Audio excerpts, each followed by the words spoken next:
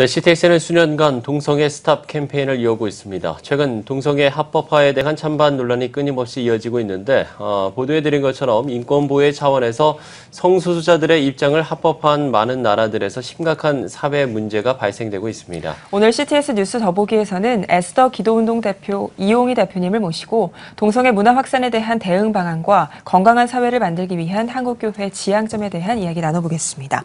네. 대표님 안녕하십니까? 네, 안녕하십니까? 네. 자, 동성애 확산을 방지하기 위한 기독교인들의 목소리가 높아지고 있습니다. 일단은 소수자 인권 보호 아래 진행되는 동성애 합법화, 결국 이 차별금지법 문제인데 네. 먼저 좀 이 부분에 대해서 설명을 좀 해주시죠. 네, 차별금지법은 매우 심각한 문제입니다. 예. 동성애는 과거에도 있었고 오늘도 있고 내일도 있을 겁니다. 그렇지만 교회가 이렇게 예민해 본 적은 없습니다. 동성애 때문이라기보다 차별금지법 때문에 그런 겁니다. 왜 차별금지법이 그럼 교회를 이렇게 긴장하게 만드나? 예. 뭐 선진국 사례를 보면 또 우리나라에서 제정된 법 문항을 봐도 이 법이 통과될 경우에 동성애에 대해서 부정적인 언행을 하면 형사처벌을 하는 겁니다. 뭐 쉽게 예를 들면 2년 이하의 징역, 1,000만 원 이하의 벌금. 선진국에서는 실형 사례들이 있고요. 예. 그러면 이제 이것은 거꾸로 표현의 자유, 신앙의 자유를 심각하게 억압하는 겁니다. 많은 사람들은 차별하지 말라는 거 좋은 말 아니냐. 근데 용어에 우리가 잘못 넘어가면 안 됩니다.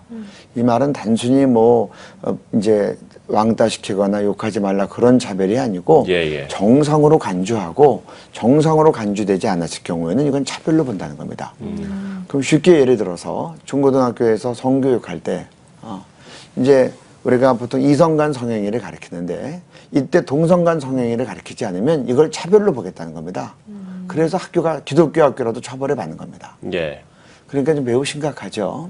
성경에 동성애 죄라고 써 있기 때문에 그 성경에 써 있는 대로 설교하면 형사처벌을 받는 겁니다. 사례가 나와 있고요. 그렇게 되면 성경은 불법한 책이 되는 거고 또 예를 들어서 예배당에서 나는 동성결혼 하겠다. 근데 교회에서 그거는 교회에서는 허용할 수 없다. 그러면 그거를 이제 고발하면 이제 그것이 교회가 형사처벌을 받는 겁니다. 예. 그래서 예를 들어서 그런 실형들이 선고될 경우에 교회는 큰 이제 어려움에 빠지겠죠. 네. 그리고 이 법이 통과될 경우에 기독교인이라고 할지라도 우리 자녀들이 학교에 가면 아까도 말씀드렸지만 성교육 시간에 동성간 성행위를 배워야만 한다. 배우지 않으면 그게 차별로 간주된다. 그러니까 기독교 학교도 교육부가 인하한 경우에는 그 법을 지켜야만 됩니다. 예. 그래서 교회가 이것은 정말 우리 성경을 지키기 위해서, 교회를 지키기 위해서, 우리 자녀들을 지키기 위해서 반드시 막아야 될 법이다라고 그렇게 생각하고 있습니다. 예, 그러니까 종교의 자유와 또 표현의 자유가 침해될 수도 있고 오히려 차별을 금지하는 게 또 오히려 또 반대로 역차별을 낳을 수 있는 그런 또 문제점들이 있을 수가 있겠네요. 네, 그래서 최근 우리 기독변호인들이 이건 동성애 독재다라고 표현을 했는데 오히려 이런 말들이 이제 이 법을 잘 파악하게 하는 한 요소가 됩니다. 네, 그러면 이러한 동성애 확산을 대하는 세계인들의 태도, 또 특히 기독교인들의 태도는 좀 어떻습니까? 이제 지금 전 세계적인 추세를 보면 동성애에 대해서는 반대하는 추세가 훨씬 더 많습니다. 예. 그럼에도 불구하고 지금 우리나라의 동성애 합법화가 대세인 것처럼 그리고 그것이 관용인 것처럼 그것이 지성인 것처럼 다가오는 것은 지금 이제 특별히 동성결혼이 합법화된 나라가 한 20개국쯤 되는데 그 나라가 다 선진국들이고 우리에게 복음을 줬던 그런 이제 기독교 국가들이라는 겁니다. 그래서 영국, 독일, 프랑스 등 해가지고 덴마크, 그리고 또 호주, 그리고 특별히 최근에는 미국까지 동성결혼이 합법화돼서 이렇게 막 밀려올 뿐더러 또 이 미국의 문화나 여러 영향이 우리나라에게 많이 영향을 주는데 단순히 영향으로만 끝나는 게 아니라 인권이라는 이름으로 특별히 오바마 같은 경우에는 이제 인권대사를 우리나라에 파견해서 이분들이 한국에 와서 우리나라 고위 사법부 이제 그 재판관들을 만나면서 인권이라는 이름으로 동성애에 대한 강의나 주장을 하는 겁니다. 그럼 이제 우리나라는 압박을 받죠. 그러나 전 세계적인 추세로 볼 때 이제 전 세계에서 동성애를 불법으로 규정하는 나라는 무려 80개 국가가 있습니다. 그리고 동성결혼이 합법화되지 않은 나라가 한 200개 국가가 됩니다. 전국이 전 세계가 240개 국가라고 볼 때. 그래서 세계적인 추세가 이렇다.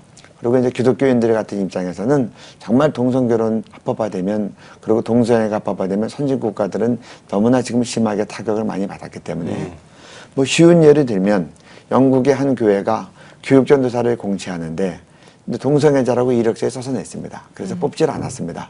그것 때문에 그 교회가 고소를 당해서 6,500만 원 벌금을 냈습니다.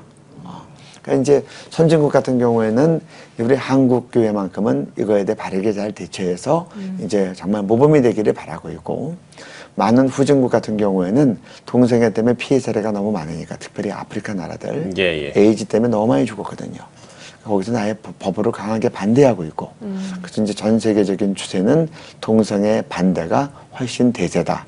그러나 이제 대부분 못 사는 나라들이고 그들이 세계 언론이나 여론을 주도하지 못하기 때문에 드러나지 않은 상태에 있다. 그렇게 말씀드릴 수 있습니다. 예.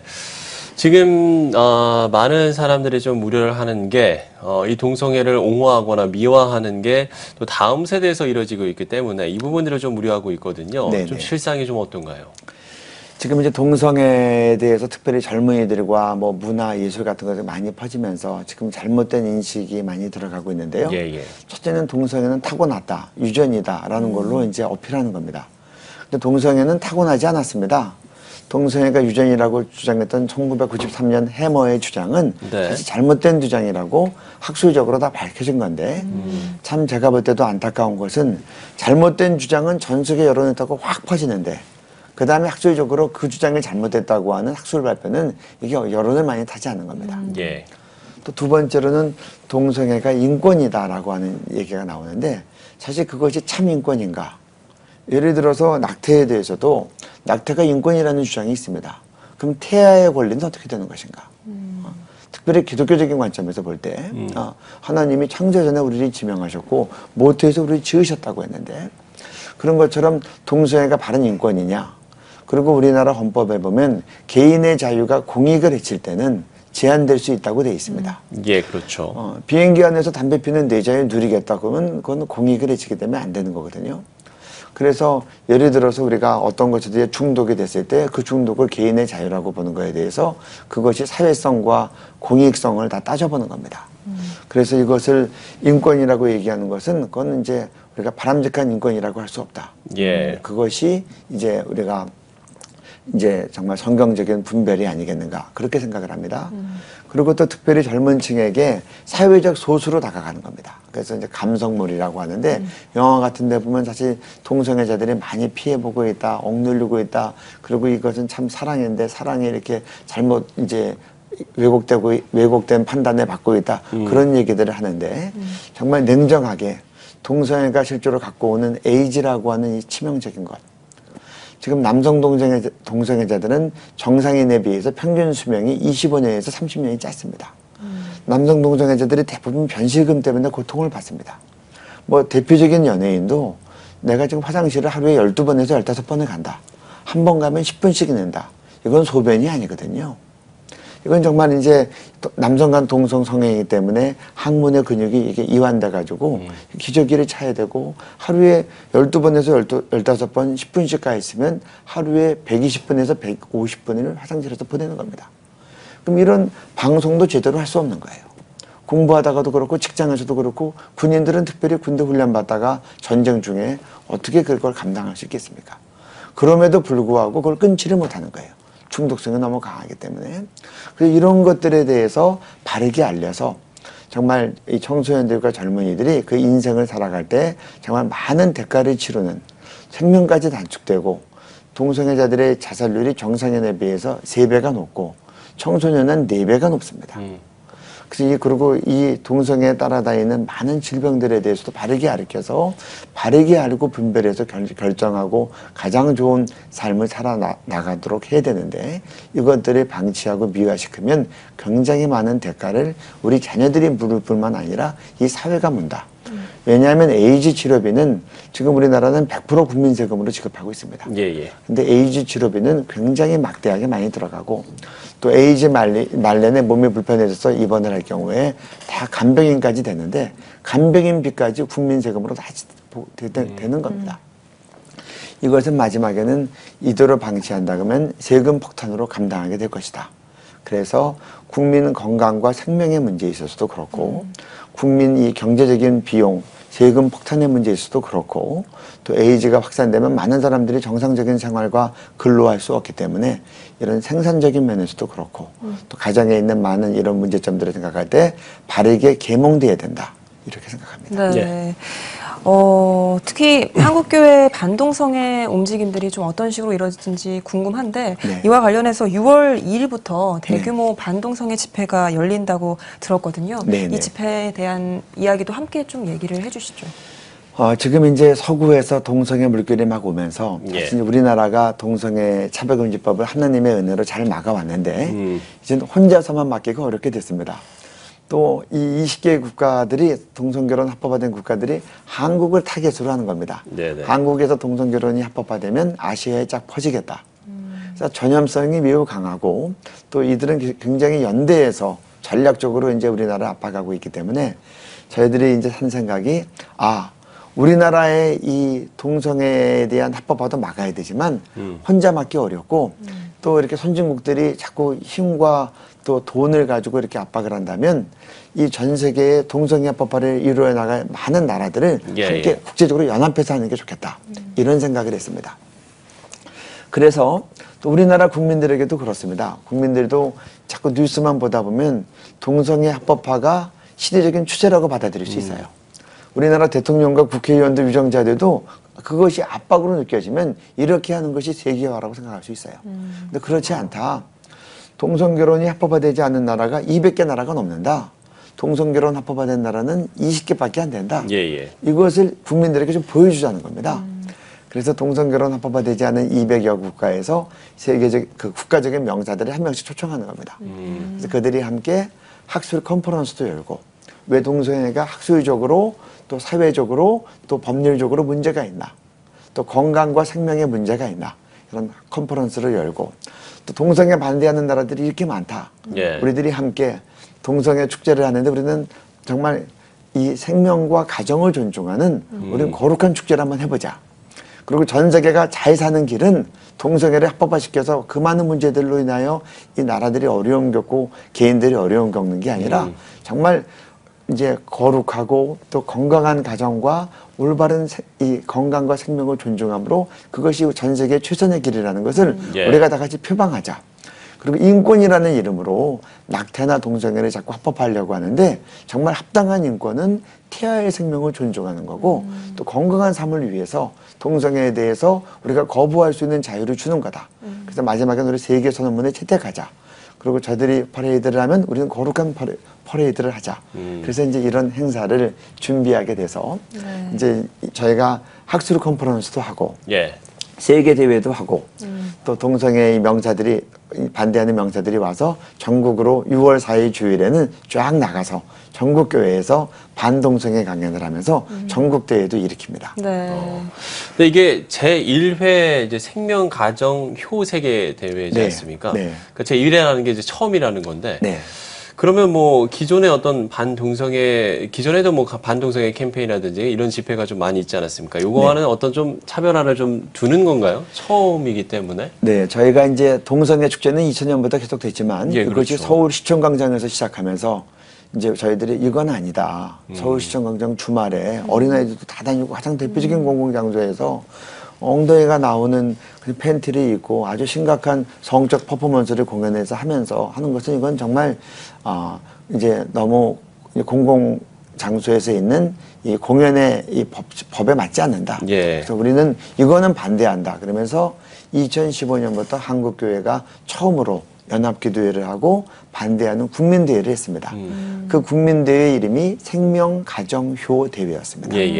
하나님이 주신 생명과 가정을 존중하고 이 효라는 말이 영어로는 오너인데 하나님에 대한 공경도 오너고 부모를 공경하는 것도 오너고 우리 사회의 좋은 가치, 성경적 좋은 가치를 공경하는 것도 오너다. 그래서 국민대회로 하다가 국민대회만 하면 안 되겠다. 우리 세계대회로 가자. 한국만 지킬 게 아니라 전 세계를 함께 지켜야 우리도 지킬 수 있고 그리고 지금 이 동성애의 추세의 이 물결을 막아서는 세계적인 거룩한 방파제를 만들자. 그리고 한국이 이 일을 해야 되겠다. 그리고 한국은 할 수 있다. 그래서 이제 저희가 이 생명가정효 국민대회를 2015년, 16년에 했고 이번에는 세계대회로 최초로 개최를 하면서 전 세계를 이제 함께 힘을 모아서 이제 정말 반동성애 방파제와 함께 거룩한 세계를 꿈꾸며 나아가는 겁니다. 네, 맞습니다. 뭐 말씀처럼 뭐 사회 구성의 근간이라고 할 수 있는 또 가정의 회복을 위해서 또 이런 어떤 동성애 폐해나 이런 것들을 잘 알리기 위해서 이러한 뭐 세계 대회 상당히 중요하리라고 생각이 듭니다. 네. 이거에 발맞춰서 한국 교회에도 네. 같이 나가야 되지 않겠습니까? 그렇죠. 근데 어떻게 좀 접근을 하는 게 중요할까요? 그래서 저희들이 볼 때 가장 중요한 건 성경 말씀을 올바르게 목사님들이 설교해 주시는 겁니다. 지금 우리 약 1000만의 성도들은 사실 말씀 들은 대로 사는 겁니다. 예. 그래서 동성애에 대해서 세상에 여러 말을 할 때 교회가 성경은 이렇게 얘기하고 있습니다라고 설교하는 게 중요하고 그것을 한국교회가 한꺼번에 하면 우리 모든 성도들이 같은 성경의 말씀을 인생의 기준점을 가지고 자기도 그렇게 알 뿐더러 자기 삶의 모든 영역에서 빛과 소금이 될 수 있습니다. 예. 그래서 제가 2015년부터 동성애 축제가 서울광장에서 시작하면서부터 우리가 이제 했던 캠페인이 우리 동성애 반대 설교 주일에 갔습니다. 그래서 작년 같은 경우에는 5월이 가정의 달 아닙니까?